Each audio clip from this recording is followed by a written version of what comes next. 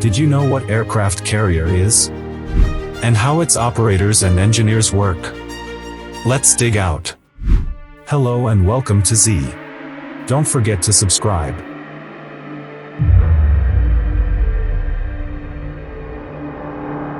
The term aircraft carrier refers to a type of battleship that functions as a seagoing airfield and is outfitted with a flight deck that is the whole length of the vessel, as well as facilities for transporting, arming, deploying, and retrieving aircraft.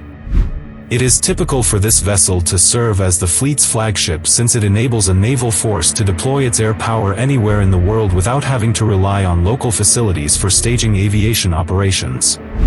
Since their inception in the early 20th century, carriers have undergone a number of transformations, transitioning from wooden vessels that were used to deploy balloons to nuclear-powered warships that carry a variety of aircraft, including fighters, strike aircraft, helicopters, and other types of aircraft. Heavy aircraft like fixed-wing gunships and bombers have been launched from aircraft carriers, but they have never successfully landed on a carrier after taking off. The aircraft carrier is frequently the primary focus of modern battle fleets due to the influence it possesses on the diplomatic and tactical fronts, as well as its mobility, autonomy, and wide range of capabilities.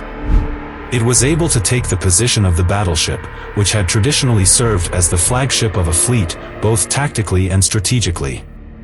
By sailing in international waters, it does not interfere with any territorial sovereignty and, as a result, eliminates the need for overflight authorizations from third-party countries. Additionally, it shortens the amount of time and distance that aircraft must travel, which results in a significant increase in the amount of time that they are available on the battle zone. The same way that individuals use elevators to go between floors in their daily lives, airplanes and fighter jets also utilize jets to move up and down levels. On an aircraft carrier, sailors who are responsible for transferring aircraft, such as the FA-18E Super Hornet, to and from the Hangar Bay utilize elevators that have been custom-made for the purpose. The majority of the aircraft must be stored within the ship, even while aircraft carriers designed for foreign use can carry a few planes on the flight deck.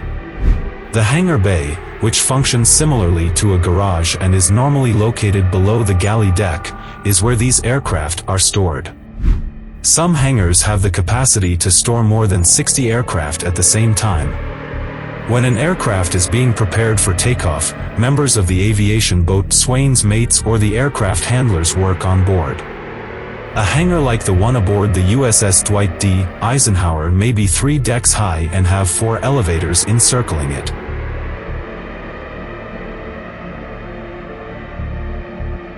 Aircraft carrier to inspect the jet and ensure that it has fuel.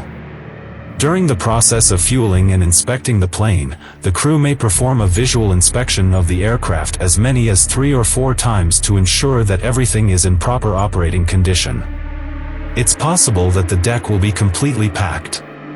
For the sake of the aviation industry, many of today's aircraft carriers need to have the capability of launching 1 aircraft every 20 seconds. When it comes to refueling the jet, the crew members working for Wayne are racing against the clock. Not only do the handlers need to ensure that everything is operating as it should, but they also need to ensure that the gasoline itself is clean while it is being transported to the aircraft. When an aircraft is ready to launch, the loading of the drop tank is one of the many tasks that must be completed before the jet can be launched. The amount of time that is added to the total launch time depends on whether or not one person is in the right position. A drop tank is an additional fuel tank that is carried by the jet as a means of increasing its flying range. Pacific Maintenance, the personnel who are trained to load the drop tank onto the outside of the jet, must have the tank in its place before the jet takes off. It is important to make sure that these tanks are serviceable for the jet so that when they need to go to tow or deploy or have an extended amount of travel, they were able to do that with an extra bit of fuel. Drop tanks are loaded similarly to how weapons are loaded on aircraft, which is also known as ordnance. Examples of ordnance include bombs and missile. The arming area is in a different location and is used to arm the weapons. While the plane is in the arming area, crew members must be extremely cautious and the space in front of the aircraft must be empty. On the deck, a jet blast deflector is used as a safety device to redirect jet blasts away from the aircraft. The deck of the aircraft carrier is often used to load or download an aircraft. This differs from the arming area, which is in a different location and is used to arm the weapons. The arming. In many airports, there are devices called jet blast detectors that prevent aircraft that are parked next to one another on a runway from causing damage to the aircraft that is parked behind it. To launch an aircraft, many aircraft carriers use steam, which is an integrated catapult control system. The bubble is a station that provides intercommunication while the aircraft is being launched. Despite the fact that many carriers are able to launch an aircraft without the use of the use of the bubble makes the launch safer for all parties involved. On the other side of the ship sits the island, which is considered to be the head of the aircraft carrier and flight deck operations. This is where many things, such as radar and communication installations, can be found.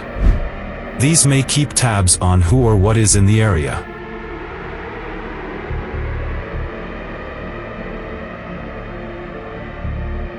The primary flight control room and the bridge, which is where the majority of flight control and ship control take place, are both housed within the radar and communication installations, respectively.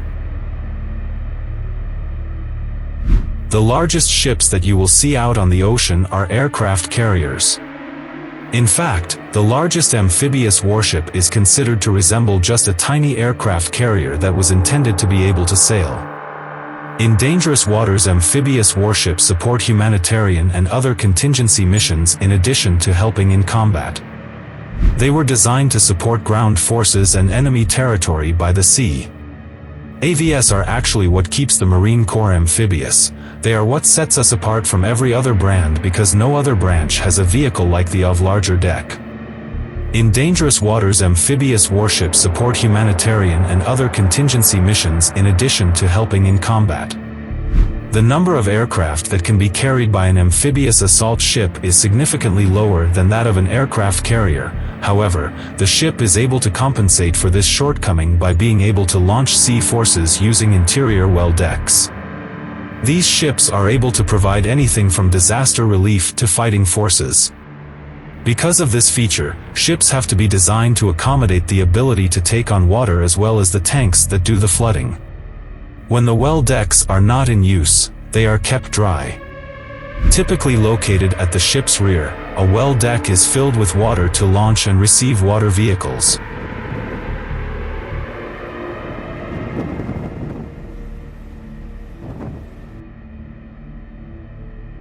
Thank you for watching.